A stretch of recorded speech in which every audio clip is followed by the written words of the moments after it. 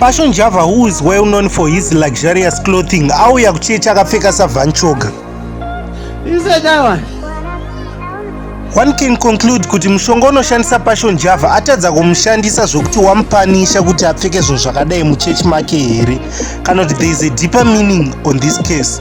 I'm Hasta PV. Today ndamboti ndimbofamba nemi panyaya iyi yaPassion Java. From the surface meaning from this image, tikuona kuti Passion Java akatopfeka maslippers ende akutofamba nekaseka kakaitwa ngesaga. In the same church, there is a lady akabata mari nemwana wake. Izvi kutotaridza kuti vada kutonamatirwa naprofeti ava. But one thing chandafarira ndechekuti Passion Java ambozvihambulawo kawani paanyora kuti I have gone through many transitions from Chitungwiza to America. Akanyora futi kuti ndakararama life yese yandoda, but ndakaona kuti zvese izvi hazvina basa kana usina Jesu. Pandaona this statement, ndabva ndafunga kuti Passion Java kuda hasi kuita drama. Maybe he's doing symbolic acts like zvakaitwa naHosea weMbire paakaroora pfambi. And for the first time vanhu vese vakomenda zviri positive. Hapana vanhu vanga vachituka Passion Java. Vanhu vakawanda vanga vachiti you are a man of God. But however, on the other hand, one can argue kuti Passion Java ari kutsvaga attention and he is becoming the vanchog of gospel.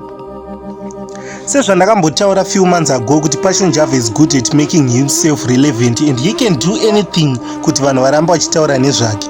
I declare Passion Java is a human being akamaster the art of relevance. Habvumi kupera Passion Java akaramba izvozvo. Mabara ari ane face nenge zizi rikuyamwa. So nyaya ineka too, maybe Passion Java is a true prophet or akutsvaga attention. Bondi ndokundipeina.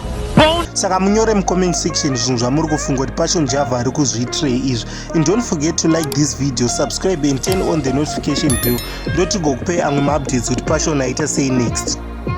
Passion Java ane demon rekutrenda. Pezo na Passion mrimbwa dzana. Stack. Hasta P. Subscribe Hasta PV on YouTube to see more videos.